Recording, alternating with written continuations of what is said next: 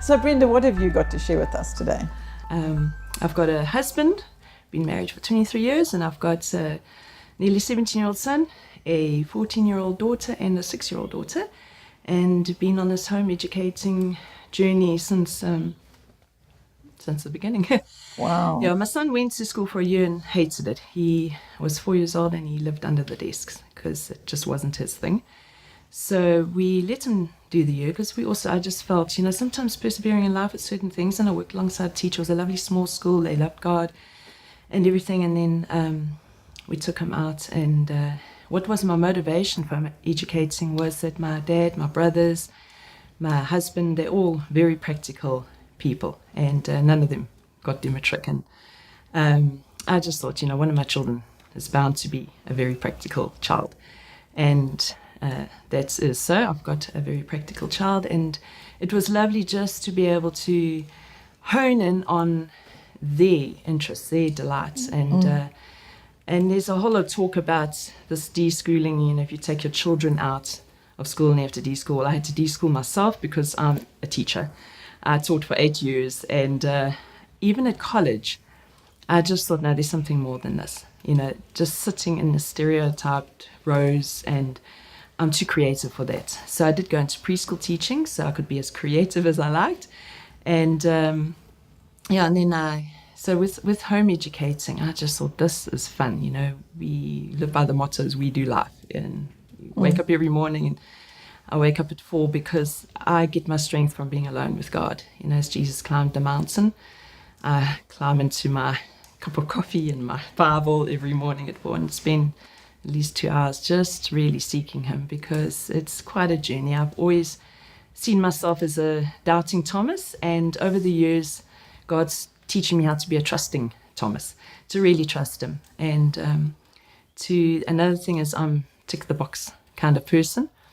And he's taught me, I think I've been the biggest student in this journey. It's often the case. Parents learning all the way along the line. Yeah, and there's a song that goes, step out of your comfort zone into the unknown where Jesus is. And that's been my biggest thing on this journey. That's where you live, out of your comfort zone. Big time. I love lists. I love to know what's going to happen. I love to wake up in the morning and Kath did with the history lesson, and plan it all. And I'm a teacher by heart. I love teaching what I see and study, and it's none of my family's wired like that. They're all creative, artistic, and out the box thinkers. And so God's had to teach me a lot to walk with him, to go with him, that he is my comfort, and to trust in him. And like you ladies have been saying about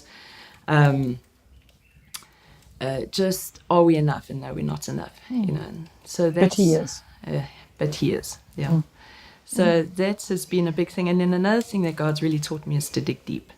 And we all know that treasures are deep in the ground. You have to get past the dirt. You have down in the valley, dig deep and find the gold nuggets in the river. Absolutely. And you get dirty along the way. Sometimes there's no light at the end of the tunnel. It's nice down there in the valley. Yes. Afterwards, when you find the treasure and you look back, then you realize, actually, this was all worth it. So...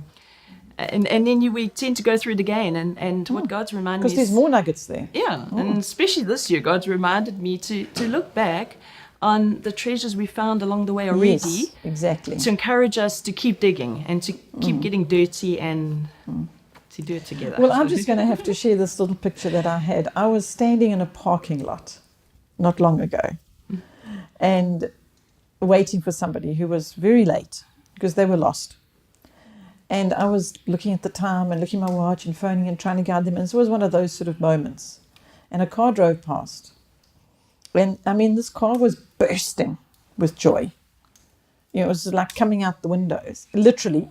And I tell you why, because it was your car. Yes. Right? And you were driving along looking for a parking place, and the car was packed with children. Yeah. And all the windows were down, and they were singing on the tops of their voices. So, what a gift. There I was standing on the pavement at a parking lot, and there's all this, people coming and parking in and out and all their shopping, and there your car arrived. And you could hear it coming. Not because of the sound of the engine, but because of the sound of the singing. So it was such a beautiful picture. It was just such a blessing to my day, because as you can hear, I'd waited for somebody late, lost all this going on, and your car drove past. And Twice, you're looking for a parking place. And it was fairly full. And the children were singing on the tops of their voices. They were happy. And they spotted me, or you spotted me. And there was like in the middle of the song, hi! you. And then carry on with the song. It was so lovely. And I thought, now look at that. I mean, is God not smiling on that? Is that not just blessing him? Look at that picture. And it made me think of another picture of when Gerda was talking about the school she went into. The classroom picture. Well, before we even had children, Greg and he was traveling around the country, and I was looking at education, just looking at, because I had this conviction in my own heart that there's something wrong. That's not fitting. And I suppose it was because how I was raised as well, because my mother raised me also with a whole entrepreneur and teach at home and all of that. And so this schoolroom picture of education didn't feel like it was right. It wasn't fitting. And so I had to, Greg and I would speak about it, and it also wasn't fitting for him. And he was just say, well, there's another way. There's got to be another way, or different to what society dictates or demands or suggests or whatever. So I was going with him on his traveling around the country, and we were stopping at different places, and I would go look at the different education available. And I looked at all the different kinds of education that were being presented in that particular place. Yeah. And I went into one education system that just alarmed me, because the children were very, looked to me, they weren't happy, and they looked as though they were, I'm trying to avoid saying the words, I'm just going to say it, because it seemed like they were little robots. They were just lined up, like Gerda was saying, everything was perfect, okay, but they were lined up in their desks, and they weren't happy. And it really disturbed me, this picture. I thought, this doesn't look like a child, I'm like maybe referencing to my own childhood, and my mother always doing all these crafty things, and just so much practical activity and living and life happening. And there seemed like there was something wrong with this picture. Then I went outside. It really disturbed me. It like hurt my heart. I was looking and thinking about the children, and I went outside, and in the park next door, it was like a public park, there was a mom sitting on a blanket with about 4 or 5, maybe more, children around her, next to a tree, sitting in the shade. And there was 2 children up the tree, and there was some around her, and she was giving this one something to eat and something to drink, and the children, and she was calling to the children in the tree, whatever she was saying, be careful or whatever it was. But the joy, so I relate the story now to you because of the joy from your car, the joy of this picture. They were laughing, and the children were running around. There was just like happiness. Yeah. And it was in the middle of a school day, and there was this picture. And I'd just come out of this room, this building, with the picture that I'd seen, and it was just done. I just right then and there knew. That's when it started with the tree and the picture. There's a lot in that with the Oikos, the tree as being the symbol. And then it came again when we were in the Berg, and there was a very specific tree, and God just spoke to me from that, about that, and the calling that he had regarding home education and being at home with your children, raising them for him, and all of that. So it was just, I'm just sharing that with you now, because you talk about how you like your lists, and you are actually creative. And back to Kath and Gerda's sharing as well, just about what's important to God and what pleases him in a day. Yeah. And it was so clear and obvious to me, the 2 stark differences. So I don't want people to misinterpret or be offended in any way that I'm saying that a classroom is a not God thing, because you get very dedicated teachers that are really, I was very dedicated. Right there, you're a teacher when I was yourself. In the classroom, those times, yes. Yeah. I was.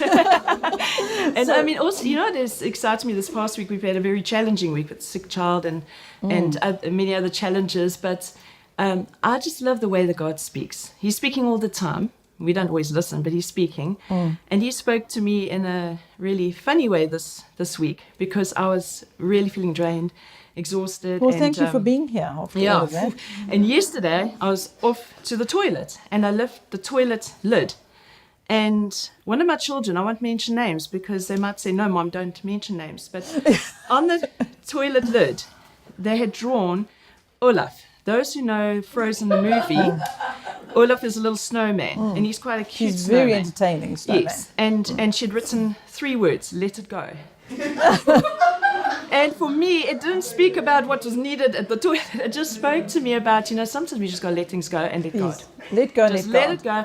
And so there we were singing around the house, let it go, let it go. And for me, it was Singing again, joy. we were singing again, and I was just saying, and let God. I love the way that God speaks in those little moments, in joyous ways and special And ways. through our children. Absolutely. So much of the time. Yeah. And that's something I'm always trying to encourage parents is stop and listen to your children because the kingdom of heaven is stored up in them. Absolutely. They're not all tripped up with all the things that parents are worrying about. Yeah. And so let's listen to them, Absolutely. because And we hear that's from joy God. of being around at home with you.